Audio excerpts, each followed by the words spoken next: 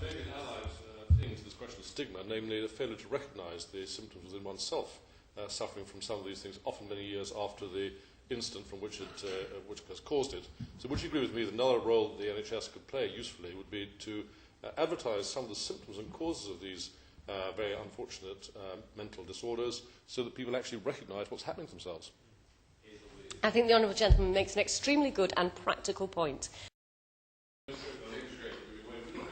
also a particular problem with regard to the TA and reservists in general, namely that whereas the regimental family closes around someone who's bereaved or someone with mental problems amongst regulars who tend to live in the same place where they are serving, reservists often come from right across the land, and there is a much less strong regimental hierarchy to look after them, and need particular help from the MOD as a result.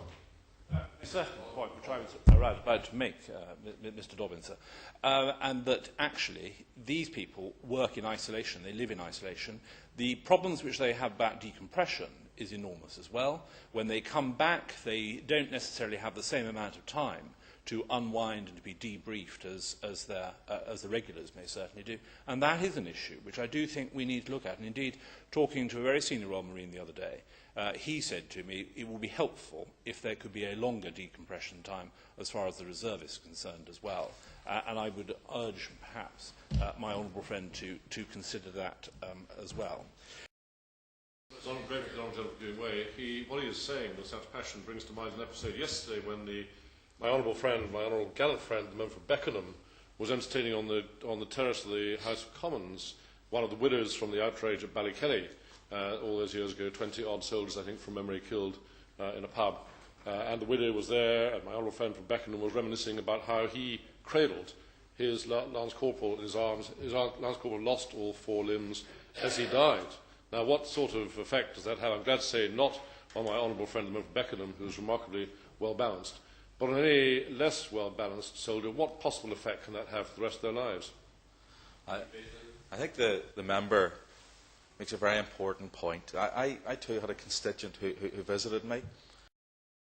And when you talk to people like Centrepoint or people like St Mungo's, it is absolutely clear that there is a particular problem with people who leave our armed forces not being able to adapt to civilian life and to stabilise their housing needs. And I think she makes a point that I hope the Minister will find time to address when he winds up the debate. Point before he moves on. It's often anecdotally said that there are more people on the streets who are from service background than civilians.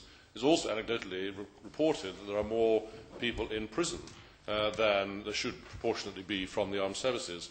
However, is the member aware that I suspect there actually hasn't been a proper statistical analysis of either of those two things, and maybe one of the things the government could usefully do would be to come up with some hard facts as to whether or not those anecdotal reports are in fact correct? Mr Dobbin, my honourable friend steals one of the key requirements I was going to ask the Minister to respond to, but I think hopefully the two of us making that point will be better than one of us making it. So I'm very grateful to my honourable friend. James Gray. I not intend to speak, Mr Dobbin, but I see what little time available to us, and therefore, if I may just hold the House for a few minutes before the Shadow Minister does her bit, and of course the Minister will very much looking forward to hearing from him.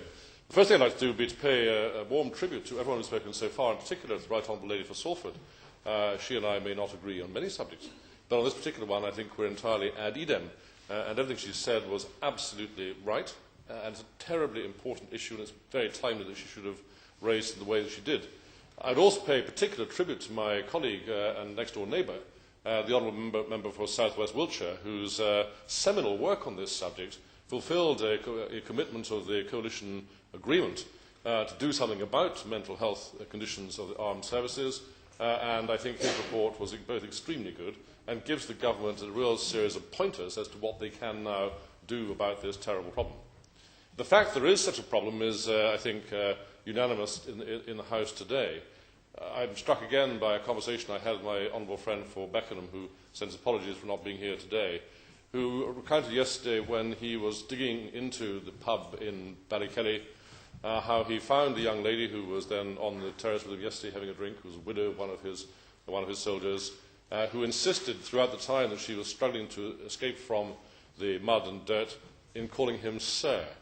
And he said, "You don't need to call me sir under these conditions. Your husband's dead beside you. We can forget the sir." But that kind of episode, where they then, as I say, cradled a soldier who'd lost all 4 limbs in his arms as the man died, what kind of effect can that have on those who are left behind? Now, as I say, my honourable friend from Beckenham is one of the best, most well-balanced individuals that I know, and I'm not for a second suggesting that he has any such problems. But how many experiences that people who've had in Afghanistan and Iraq will be of a similar kind, and how many soldiers that have had that kind of experience know what effect it will have on them in later life?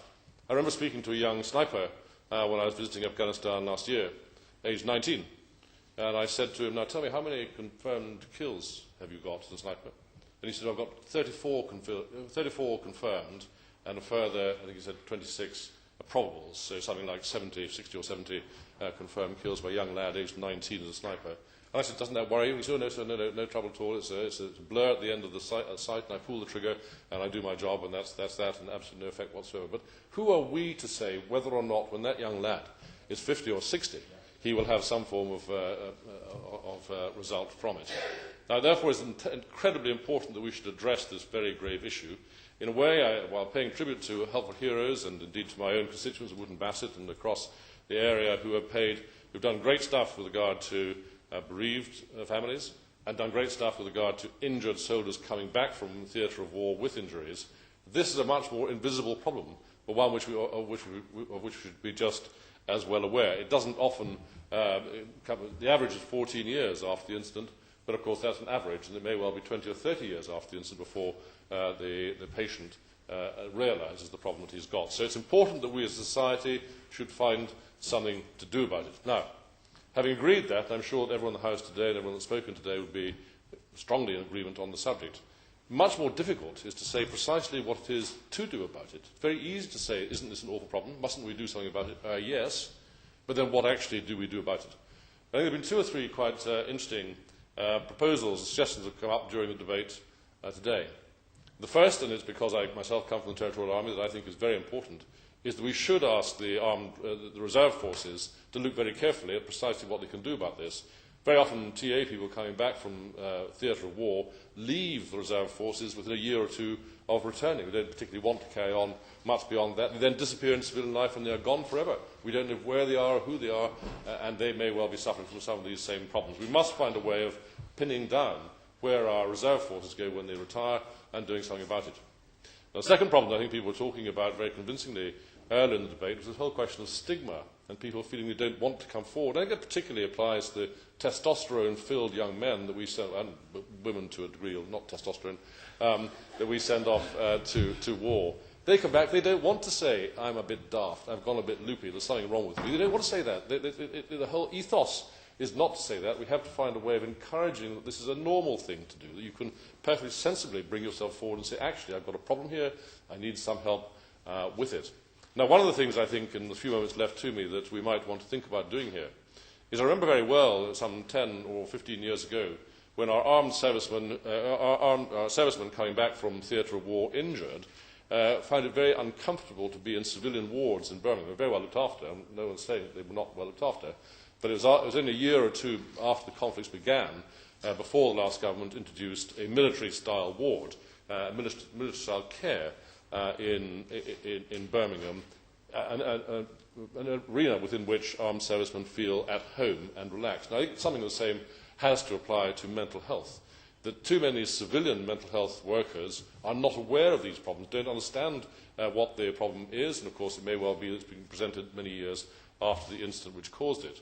So I do think we have to find a way of saying to our primary care trusts, particularly in areas like mine, my honourable friend for Plymouth equally, where we have very large numbers of armed servicemen, we need to say to the primary care trusts, this sort of problem is coming your way over the years. You have to find a quasi-military way of dealing with it. You have to realise it's different to civilian life, a different problem to civilian mental health care problems. Let's find a particular, specifically military way of dealing with it. Let's keep in touch with the armed services. Let's find out precisely what they know about post-traumatic stress disorder and the rest of it.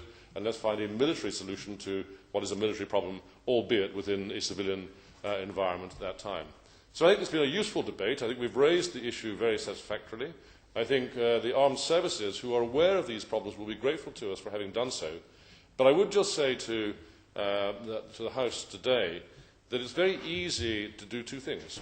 First of all, it's very easy to exaggerate the problem, and I do think it would be useful if the Minister could helpfully initiate a statistical analysis as to how many people this actually does affect in a very real sense. And earlier on we talked about both prisons, alcoholism and homelessness.